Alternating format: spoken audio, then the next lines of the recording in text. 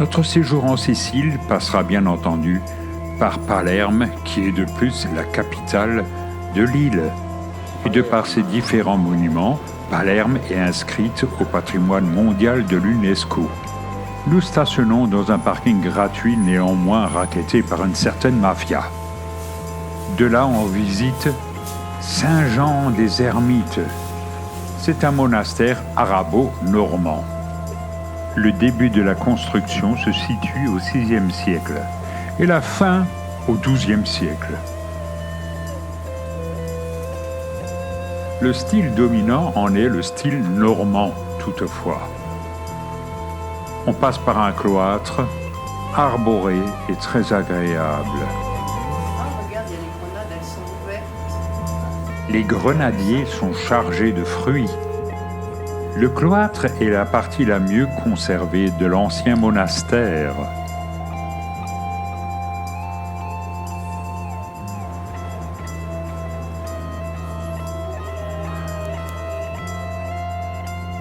L'église est à croix latine avec 3 absides. La nef est divisée en 3 travées dont chacune est surmontée d'un dôme avec des pendentifs. On y voit encore des vestiges de fresques. En passant par des ruelles typiquement italiennes, nous allons vers le palais normand.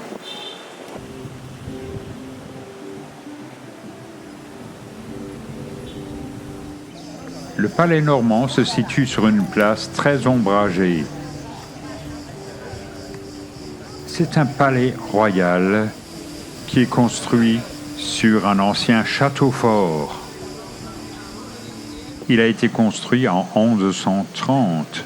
Cet édifice a été tour à tour forteresse punique, fort romain aussi, château des émirs arabes et bien sûr résidence des rois normands au XIIe siècle. Puis enfin siège de l'Assemblée régionale sicilienne. Après être passé par un étroit boyau, nous sommes dans la cour du palais. L'élément le plus important du palais normand, c'est la chapelle palatine. Sa construction a débuté en 1130. Elle se situe au premier étage du palais. Du point de vue du style, c'est un mélange d'influences byzantines, arabes, normandes, sicules. Cette chapelle est connue dans le monde entier du fait de ses somptueuses mosaïques byzantines. Tant à l'extérieur qu'à l'intérieur. On y voit Adam et Ève, on y voit un Christ Pantocrator dans la coupole et un autre dans l'abside.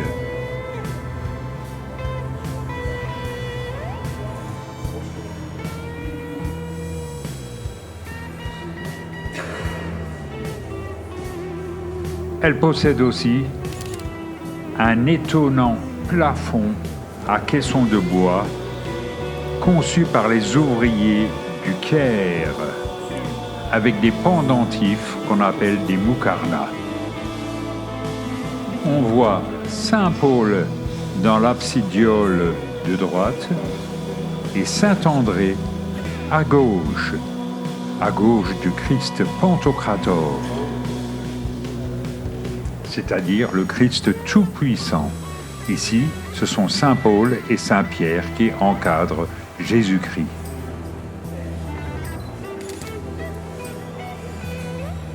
Nous admirons les colonnes historiées et le plus souvent néo-corinthiennes et les plafonds ornés de leurs moukarnas, c'est-à-dire des pendentifs, qu'on retrouve aussi à Grenade d'ailleurs. La chapelle palatine la plus belle qui soit au monde, selon Guy de Maupassant.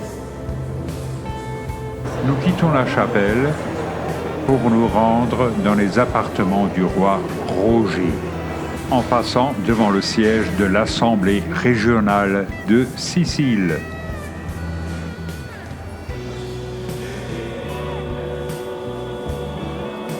Deux mots sur Roger II de Sicile. Il était né le 22 décembre 1095 et mort le 26 février 1154.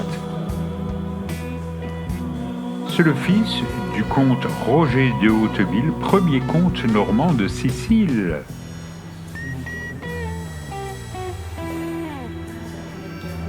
Nous sommes actuellement dans ses appartements qui sont ornés de belles mosaïques. Parce que Roger de Sicile a été très influencé par l'art byzantin. Il avait mené lui-même plusieurs expéditions guerrières en direction de l'Orient byzantin.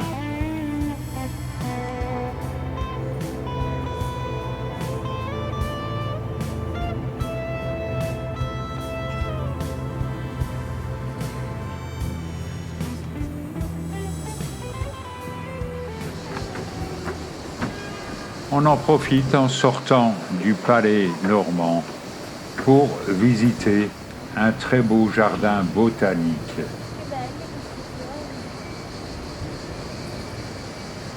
On admire au passage les oiseaux de paradis, différentes espèces de banians, sortes de figuiers,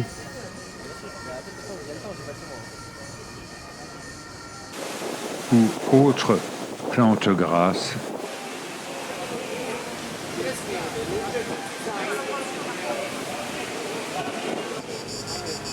Les calèches palermitaines attendent le client et les cochers mènent une véritable vie de patachon.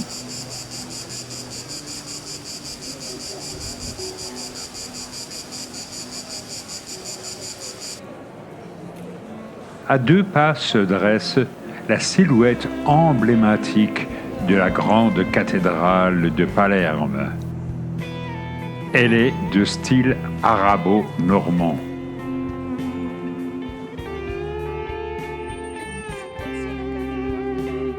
Avec du baroque aussi. C'est la basilique cathédrale primatiale métropolitaine de l'Assomption de la Vierge Marie. Elle a été construite au XIIe siècle. Elle fut construite par l'archevêque normand de Palerme, Gauthier Aufamil, à l'emplacement d'une très ancienne basilique de l'Empire romain, transformée au IXe siècle par les Arabes en mosquée. Le porche gothique de style catalan a été construit au XVe siècle.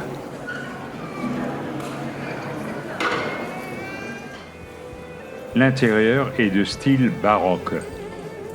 Le premier roi de Sicile, Roger II, y a été couronné.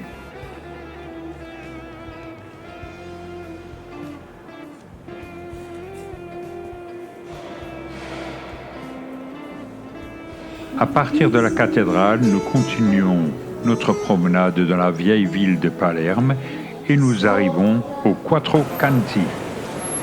C'est la Piazza Vilena, une place monumentale baroque avec des colonnes toscanes, ioniques et des pilastres corinthiens.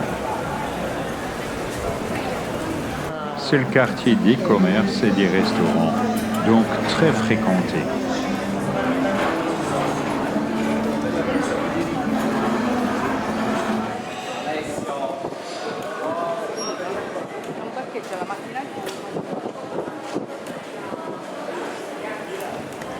Au hasard de la promenade, nous découvrons aussi quelques patios magnifiques.